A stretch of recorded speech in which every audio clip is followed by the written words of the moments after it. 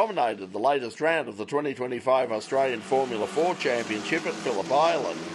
After winning Saturday's opening race, Killion led from the start in race 2 on Sunday and crossed the line first. But a 5-second penalty handed victory to Volante Rosso driver Isaac McNeil, who had been locked in a race-long battle with pole sitter Harrison Dusk. Dusk led McNeil for much of the race, but McNeil retook the position on the penultimate lap and held on to what became the win after Killion's penalty. The sanction dropped Killion back to 4th place, with Imogen Radburn inheriting the final step of the podium.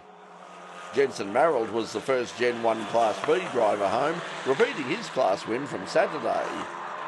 After the race, Killion seemed blissfully unaware that his victory had evaporated. So I had not the best start, but I held it through turn 1 and held it the first lap. Then I pulled away a bit, but then Isaac caught up to me and I had to defend him a bit. Then going through turn 1, he tried around the outside of me, but then he sort of lost it and almost spun and then went wide. And then I was able to pull away, and then I built a 4-second gap to P2 before the safety car. But then on the restart, I was able to pull away easily and win. Obviously, the ability to pull away after that safety car must give you confidence for this afternoon's second race. Yeah, I've got a lot of confidence going into the second race. Hopefully, I can win again. So tell us about the attraction of Formula 4. I mean, this is sort of its second incarnation. First one didn't really work, but obviously pretty good fields out there at the moment. Why do you think this is the category for you? Because it's really fun, obviously, and it's a good stepping stone to get to, obviously, my dream of being a Formula 1 driver. And the traction, it's like, today it wasn't too good because it's slightly damp some corners, but overall it's like a really good car to learn the difference between downforce grip and no downforce grip. So what would a win in the Australian Formula 4 Championship mean internationally in terms of what are your plans for the future and how would it help to win this championship?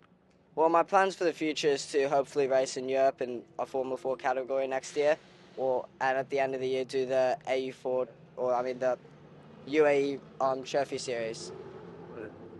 So long term, the goal is Formula 1. I mean, they're big steps, and you need a lot of talent. You also need a lot of money. I mean, is there a fallback option? I'm not sure yet, but I think we will be able to find a fallback option other than Formula 1 if it doesn't work out. But yeah, pretty ambitious to go for Formula 1 there, but it's what most people go for. The revival of Formula 4 in Australia comes after the failure of its first incarnation, which left Motorsport Australia with a reported $3 million loss. Yet the category still unearthed plenty of talent, including current supercar star Will Brown, who won the 2016 title, and a young New Zealand driver named Liam Lawson, who actually finished second to Nick Rowe in 2017.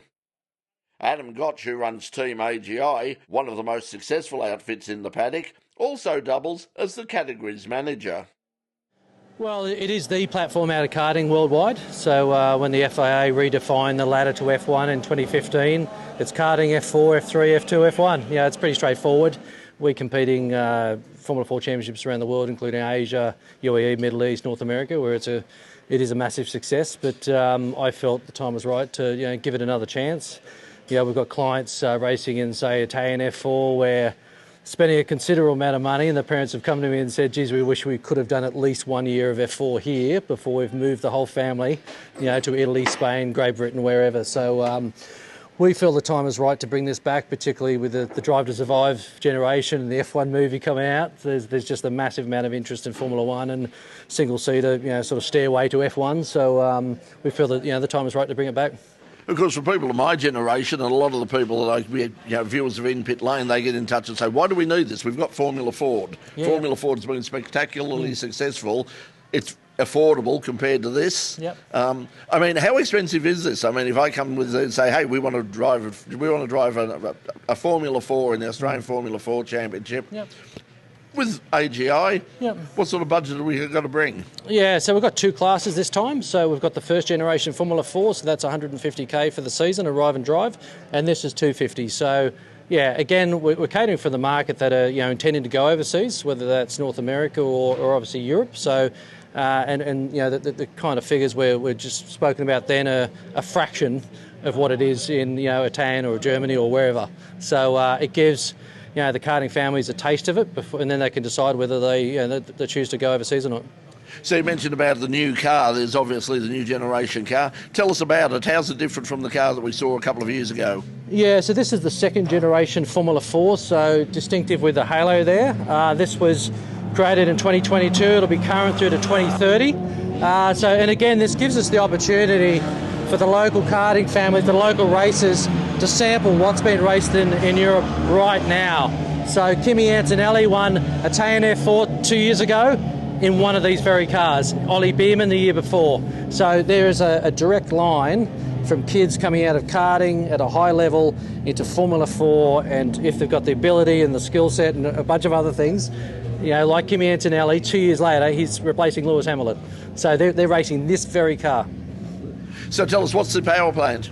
So it's an Abarth 1.4 turbo, so it's out of the little, Fiat Abarth, the current Fiat Abarth. So, the chassis is a Gen 2 Tatus, an F4 T421.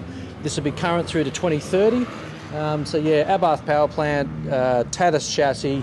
It's a great step forward from the Gen 1, and it'll be current for quite a few years to come. Of course, you said that the obvious plan for all of these kids, in their head and certainly in their parents' head is, I'm going to be in Formula 1 now. We know that's, for most of them, that's not going to happen. Yes. So how important is it going to be to have some alternatives? Some alternative pathways so that, if they can't find the money, if they don't have the talent, they're not lost to the sport. Yeah, look, I work with a lot of drivers that are Australian drivers from F2, F3, F4, all the categories. They've all come through F4, whether it's Gen 1 or Gen 2, and they're climbing this ladder towards F1. And if F1 doesn't happen for whatever reason, the higher you get up that ladder, the more opportunities open up for you. So World Endurance Championship, Formula E, IndyCar. Look, I've got some drivers. We're just switching from Europe to America at the moment. But they're all coming through this. The sun that shone on the morning's first race disappeared behind a small but stubborn cloud, dropping the temperature back into single digits as the cars came out for their final run of the weekend. Killion again led early, jumping clear at the start to lead Dusk, McNeil and Cohen Kokatovic. An early safety car was triggered when Brock Burton had a heavy off over the top at Lukey Heights. The interruption was soon over as Killion once again ran away with the win for an impressive Phillip Island debut. This time it was McNeil who felt the wrath of the officials, joined by Imogen Radburn, while Harrison Dusk was also penalised, but held on for third behind Kokatovic. In Class B, Jensen Merrill once again claimed victory. Made a good start, got in behind the Gen 2s, started pulling away, and then safety car hit. After that, tyre deg was getting pretty bad, so I had to start managing a little bit because I didn't want to completely blow a tyre. So Andrew behind, he was closing in for sure, give me a run for my money. But it's definitely good racing. The new cars are obviously a little bit faster. Where are they making up? Because you're not that far off them, are you? It's not like night and day. You're actually quite competitive with some of the slower ones. Yeah, it's mainly just power. They have more power, they have more downforce. Also, they're allowed to run 2 sets of new tyres throughout the weekend. That's where we're only allowed 1 set. So, therefore, they've got fresher tyres, more downforce, more power. They've got the whole package, but in the wet, I think it was practice 1 on Saturday. In the wet, I was faster than pretty much all of them and only 6 tenths off the fastest one. So, that's something to be really proud of for me. So tell us about your journey to get here. I take it karts and all the rest of it. Tell us about your history to get into Formula 4. Yeah, so basically, I started dirt karting when I was 5, hop into bitumen at 7, went through Cadet 9, 12, Rotax, K2, and then hopped into Formula 4 at the end of last year. Did a few races of that at the start of the year, still doing that series in WA. We decided to do F4 as well, and so far we've won every race, dominated. Well, you'd be a good person to ask about this. With the experience in Formula Ford, what are the differences? What are you learning in Formula Ford that you aren't learning in Formula 4 and vice versa? Well, Formula Ford is a very old category. That's where, the likes of Senna, Prost, it was like the entry level to car racing. It teaches you mechanical grip. There's no downforce or any of that. You're on semi-slick tyres, H-pattern gearbox. So, yeah, it really teaches you how to drive a car with mechanical grip, sliding. So it really helps in the wet, especially if you drive Formula Ford in the wet. Like, it is really hard to handle, but also really good fun. Do you think that might be the sort of the missing link between sort of karting and this sort of thing, something in between that gives you that sort of, that is more affordable but gives you that more basic sort of, car control? Yeah, for sure. Formula Ford is definitely right now a really good pathway for karters wanting to make the step up into open wheelers and cars especially. It teaches you really good car handling skills. And yeah, I don't think learning in a car you could better learn in that car. It is phenomenal. So tell us about your plans for the future. Obviously in the Gen 1 car at the moment. What are your plans for next year and beyond? That is uncertain. Unfortunately, it's all down to money, as this motorsport is. But we're trying to make some stuff happen. But for the foreseeable future, we're not entirely sure yet. But it'll come. It'll come round.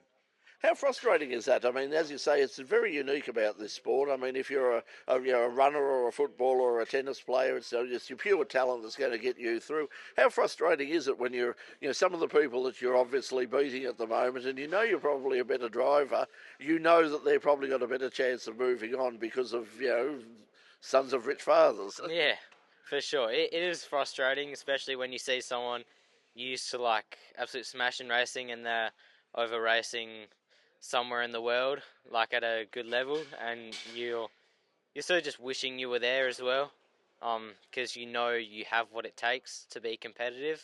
I think that's probably the main thing, because there's no point really going over there and not being as competitive. Then it's almost more frustrating for yourself. But yeah. With only 6 Gen 1 cars on the grid, the series is off to a modest start. At around $250,000 for a full season, organisers will be hoping that there are enough rich parents out there willing to invest that sort of money in their children's careers to make Formula 4 Australia, the sequel, a bigger hit than the original box office flop. We wish them all the best.